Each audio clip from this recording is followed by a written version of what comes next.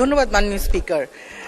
বাংলাদেশে পরিশোধ ও নিষ্পত্তি ব্যবস্থা সংক্রান্ত বিদ্যমান কোনো আইন নাই। মাননীয় সদস্য ঠিকই বলেছেন।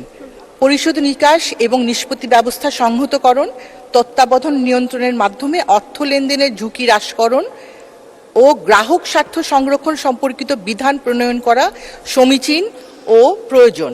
এই উদ্দেশ্যে পরিশোধ ও নিষ্পত্তি ব্যবস্থা বিল 2024 প্রণয়নের উদ্যোগ গ্রহণ করা হয়েছে।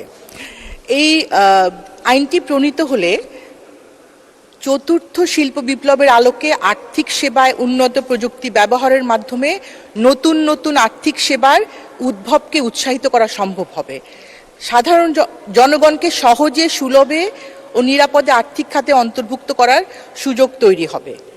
এক ও অভিন্ন আইনের আওতায় দেশের ভিতরে আর্থিক লেনদেন পরিচালনা করা সম্ভব হবে এবং লেনদেনে তৃতীয় পক্ষের সম্পৃক্ততার ফলে যে আর্থিক ঝুঁকি তৈরি হচ্ছে সেটি কমানো সহজ হবে। লেনদেনে তৃতীয় পক্ষ হিসেবে অব্যাংক পরিশোধ সেবাদানকারী প্রতিষ্ঠানের অনুমোদন, দায় দায়িত্ব নির্দিষ্টকরণ, তদারকি ও জবাবদিহি নিশ্চিত করার মাধ্যমে এ ধরনের লেনদেনে গ্রাহকদের প্রতারিত হওয়ার ঝুঁকি কমবে এবং যে কারো পক্ষে তৃতীয় পক্ষ সেজে প্রতারণার বা গ্রাহক হয়রানির সুযোগ বন্ধ হবে। অব্যাংক পরিশোধ সেবাদানকারী প্রতিষ্ঠানকে নির্দেশনা দেয়া ও তদারকির আইনগত ভিত্তি থাকবে বলে পরিশোধ সেবা দেওয়ার ক্ষেত্রে এসব প্রতিষ্ঠানে অনিয়মের আশঙ্কা কমবে।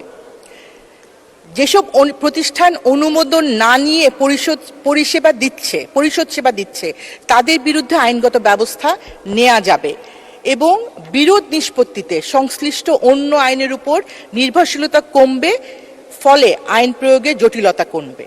উন্নত প্রযুক্তি ব্যবহারের মাধ্যমে পরিশোধ ব্যবস্থায় গতি ও নতুনত্ব আনা যাবে এবং লেনদেনে যেসব প্রতিষ্ঠান অংশ নেবে তাদের দায় দায়িত্ব সুনির্দিষ্ট করা সম্ভব হবে। গ্রাহকের স্বার্থ সংরক্ষণের বিষয়টি নিশ্চিত হবে। মাননীয় স্পিকার, বিলটি আজকে উত্থাপিত হলে অর্থ মন্ত্রণালয় সম্পর্কিত স্থায়ী কমিটিতে প্রেরিত হবে। সেখানে বিস্তারিত আলোচনা ও পরীক্ষা নিরীক্ষার সুযোগ থাকবে। এ পর্যায়ে আমি বিলটি উত্থাপনের অনুমতি প্রদান করার জন্য আপনার মাধ্যমে এই মহান সংসদকে অনুরোধ করছি।